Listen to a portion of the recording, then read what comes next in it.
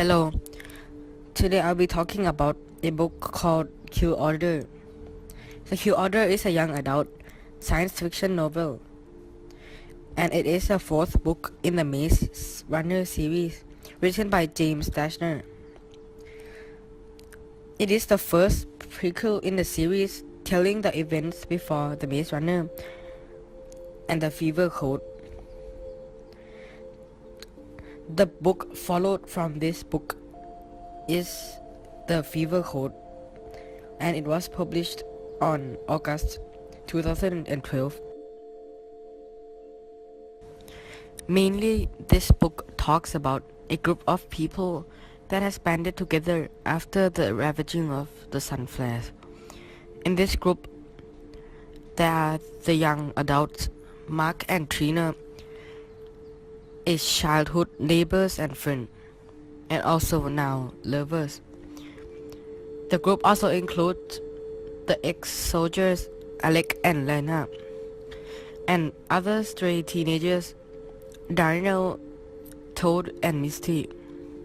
They are living in a settlement out in the wood with other people. The sun flare devastated the earth. Mark has flashback of the events of the flares, and these are told throughout the story, usually in the form of dreams.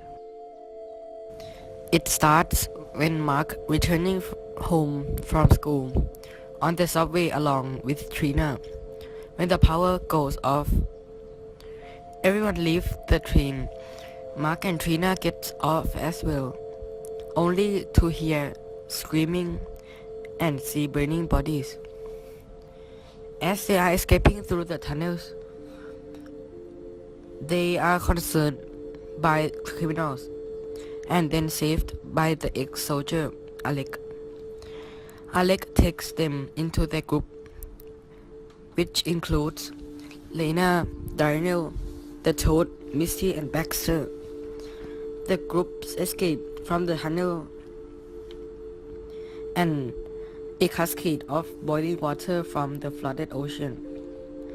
They spend weeks in New York's tall Lincoln building, surviving off junk food.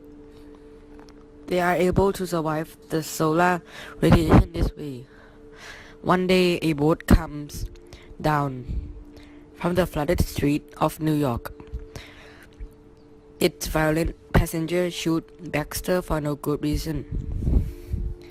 They demand food, supply and fuel from the group. After loading up the boat, Mark and his friend overpower the pair on the boat and use it to guide themselves to New Jersey. Sometime later now, Mark is hoping for a good day. He wakes up in the morning, banthers with Alec, and then goes up to find Trina, who is reading by a stream. That day, a government aircraft called a Berg arrived and shoot poison darts all over the town. People who are hit with them immediately go down and start bleeding. Dino is hit. Mark and Alec, however, managed to climb the Berg, desperate to know why it came and did what it did. The Berg's pilot commits suicide by crashing it into the woods. Mark and Alec managed to salvage a workpad device from the craft, which reveals the headquarters that the Berg came from. They also discovered that the darts contain a virus. They went back to the village, where they find that almost everyone who was hit by the dart died. However, Daniel didn't die. Instead, the teenager is going crazy. He complains about a headache and is bleeding a lot. Mark hears Daniel killed himself violently. Lena concludes that the virus must be mutating because it affects people in a variety of ways. The group prepares to leave and go to the headquarters where the Berg came from.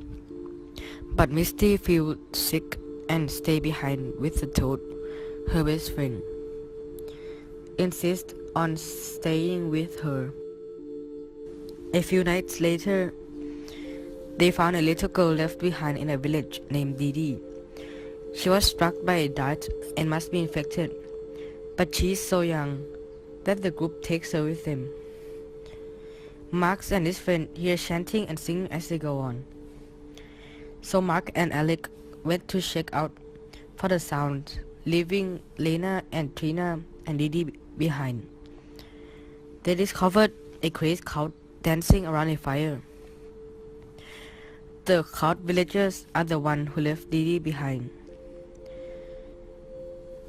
They claim that Didi conspired with the demon who led the darts to come to them. In the midst of this craziness, another group of villagers attacks the one who are dancing. Mark and Alec escape, but they find that Lena, Trina and Didi has been captured. So Mark and Alec head for the Berg headquarters site. They learn a lot more about the virus there. Then they stole one of the Bergs at the Berg headquarters site. They fly over to the outskirts of Asheville.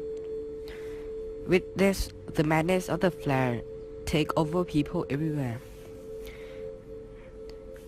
It is terrifying for them to watch, but Alec sees that Lena, Trina and Didi had been taken right there. They land and make their way through the violence and commotion. Mark and Alec carry them with a transvised weapon they took from the Berg. A gun-like weapon that can dissolve people into thin air. Using these weapons, they are able to get Lena, Trina and Didi out. But they have to kill Lena and put her out of misery, because the crazy people tried to kill her. Trina seems not to recognize Mark when he gets to her. She is also very sick with the flare.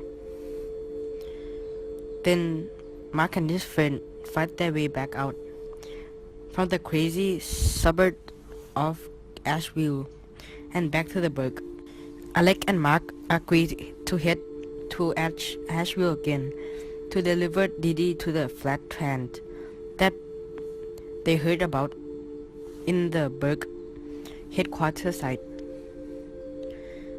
They are not even sure if it exists. However, they have realized that Didi is immune to the flare and that she should survive and go on. As they land, Mark writes a note for Didi to carry with her, which announces her immunity to whoever meets her next. Mark and Trina take Didi to the post-flare coalition building and put her through the flat trans.